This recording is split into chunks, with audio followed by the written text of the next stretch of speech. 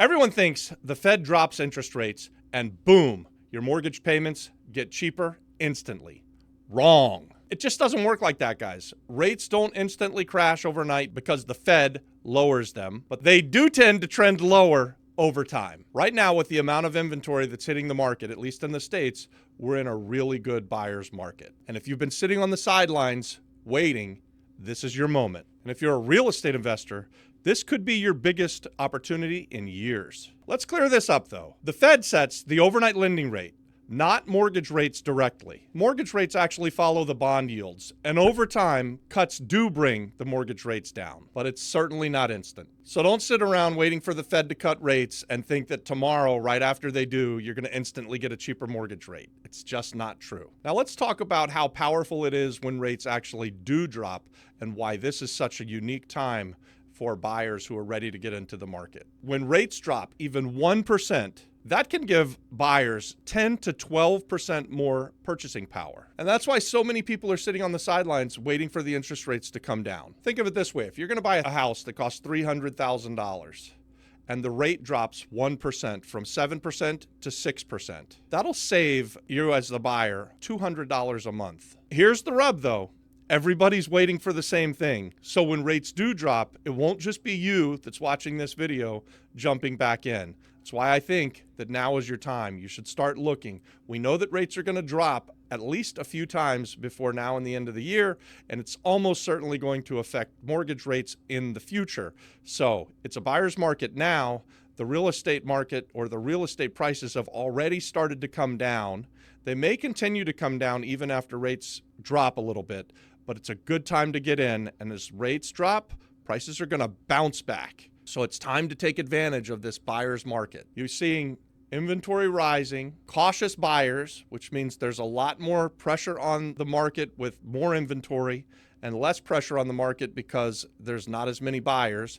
So it's a good time to be a buyer. It's a bad time to be a seller. And that's why you're already seeing price cuts. And that's why you're seeing more and more deals on the table than you have over the last few years. And as rates drop, both things are going to be true at the same time. Two things can be true at once. What will happen as rates drop?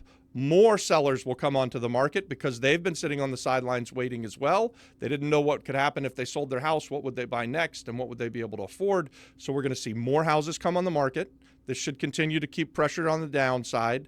And then you're going to see a lot of people come into the market. So you're going to see more buyers come into the market as rates drop. So again, if you start looking now, you can take advantage of this. It's going to be, in my opinion, a very short window.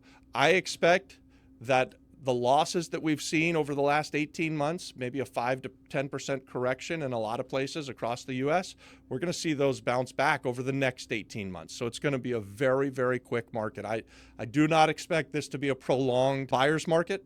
Nothing like what we saw back in 2008 all the way up to like 2017 or something like that. That's just not the market that we're in. So you're going to have this window, right? Maybe it's another 18 months or 2 years where there's going to be more pressure on the downside because more houses are going to come on the market. So as a real estate investor, you're going to be able to take advantage of this, and it's a good time to be buying. As someone who wants to just buy a house, I think that you should be looking right now. If you wait even 18 months, interest rates, yes, they will have come down, but prices will have already springboarded back up. So don't miss it. This is your chance. Jump in the buyer's market. And if you do miss it, or what will happen, it's going to happen quickly again, guys, is that over time, these lower interest rates are going to actually push the housing prices back up. I believe that it's going to be super fast. So what we've seen typically in the real estate market, and really any market, people learn what pricing looks like. And so there were people back in 2009 and 10 that were believing we'll never see those 2007 and 8 prices again. Well, guys, we did see them again, and we way surpassed them. And so now there's people that are thinking to themselves, prices are going to always stay low, and they're going to be flat like this for a long period of time. In my opinion, that's not true. I think that we're going to see a continued rapid growth in basically all asset classes, but especially real estate, because there's a shortage of housing overall for the population of the United States. We haven't been able to see growth happen as rapidly in many, many parts of the country. So as people have moved from place to place and we're not seeing as enough housing starts on the market because of high interest rates, that puts a lot of pressure on the market. So when people jump in, we're going to see this springboard effect. In my opinion, we're going to see housing prices skyrocket and continue up. I think it'll happen over the next 18 months. You can time mark the video and come back. Tell me I'm stupid if I'm wrong, or tell me I'm brilliant if I'm right. Anyway, if you buy real estate now and you hold it for 5 or 10 years, you'll be happy you did. So buying now while sellers are nervous locks in that upside that you're going to see over the next couple of years. That's how you ride the wave instead of getting crushed by it. The truth is, cheaper debt means better cash flow for real estate investors for sure. Think about it like this. A multifamily deal, say a 20-unit apartment building, it may not pencil when you have to pay 7 or 8%, but when you can borrow money at 5% or wow, like 4%, then things start to really make a lot of sense. Real estate investors are very, very cognitive of what these rates are because, let's be honest, we're looking for the cash flow. And the lower we can borrow the money at, the more we can pay for something and still have it cash flow. This is also how people who were using those historically low rates just a few years ago to buy like these small apartment buildings, and they were getting rates at say sub 5 or even sub 4, and they had an adjustable rate, and then 7 years goes by, the interest rate goes way up, and they go from that 4 or 5% up to 7 or 8%, and now that asset that they bought, it no longer pencils out, it no longer cash flows, and a lot of investors got hit on the chin by it. So they're grateful for this interest rate lowering, and we're expecting 3 times this year the Fed to lower the rate, the Fed rate, and then that should lower the interest rate for these investors. This could give them some serious relief and extra liquidity and really save their bacon. Anytime you can lock in at these low rates and income stays steady, you win. In my life, I had a friend that was telling me in 2020, 2021, he was practically begging me to borrow money because we could have borrowed money at like 3.5%, and we have a whole bunch of cash flowing real estate that had no debt. I chose to mostly sit it out. We did borrow a little bit of money, but looking back now, I certainly wish that I'd borrow more. My friend Jeff was telling me for basically about a 2-year window that I was crazy to not borrow a whole bunch of 3% money. He did. He's smarter than I am, but hey, what are you going to do? So don't be that guy. When the rates come down, I'll probably be borrowing money from the banks this time around. But right now, if you're watching this video, I'm telling you that I believe this is the time to buy properties, especially those properties that need work. If you follow our channel, you know that we're value-add real estate investors, and so this is what we talk about all the time. We're always looking at buying things that have very low valuation because it needs a lot of work, and then we can force appreciation. So we can buy at a low valuation, we can reimagine its highest and best use, and so we have some instant equity when we buy. Then when we do the value add, we increase that equity, and then we increase it a third time once we get it cash flowing. So by buying these distressed assets, fixing them up, reimagining the highest and best use, this is a formula that we've used over the past 27 years that's really catapulted our cash flow and given us financial freedom and really built us a ton of wealth along the way. So here's the theory that I'm putting out there for you. Buying now these distressed assets while it's a buyer's market, which means that you're buying them even cheaper today than you were just a few years ago, and then doing that value add and then getting them cash flowing, then borrowing the money at the cheaper rate once the Fed lowers it and the mortgage rates drop.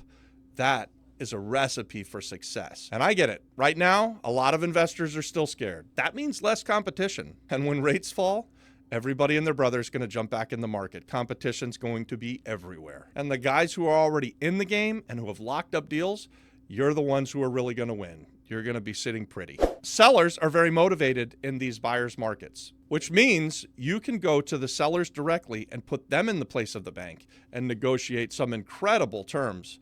I'll give you an example. We're closing right now in real time on a 13-unit apartment building in Connecticut. We're negotiated with the seller to borrow the bulk of the money from him over the next 9 years. We're going to pay him back at 0% interest on something that brings in $19,000 a month in cash flow we're going to have around $7,000 a month of pure positive cash flow. That's net income. $7,000 a month, $84,000 a year. That's like picking up a really good full-time job. And that property's going to throw us off net revenue of about $84,000 a year. Not to mention the fact that we get to depreciate the building and that it's going to appreciate over time and that we believe rents are going to go up over time and all of that stuff. I'm just talking about $84,000 a year of net revenue that we didn't have last week that we're going to start getting next week. And oh, by the way, we're going to get into that deal for only a couple of $100,000 out of pocket, which is just a phenomenal return on investment. In fact, it's going to be a little over $200,000 for us to close on this deal, and we're going to have that $84,000 of net revenue. Here's maybe the best part. Right now, if we were going to try and buy this property and go to the bank, we'd certainly be paying 7 or 8%. What we expect to have happen is that the rates are going to come down over the next few years. So hopefully, at the end of the 9 years, when we need to pay off the balloon, we'll be able to go to the bank and we'll get a much better interest rate than that 7 or 8%. Maybe we'll be back down under 5% by then. And if not, we'll still have a ton of appreciation. We'll have tons of equity, and we'll be able to sell the property on, pay off the seller. Life will be good. We'll probably pick up $1 million of positive cash at that point too. We'll call it capital gains. What's better than that, guys? Real estate's a fun game.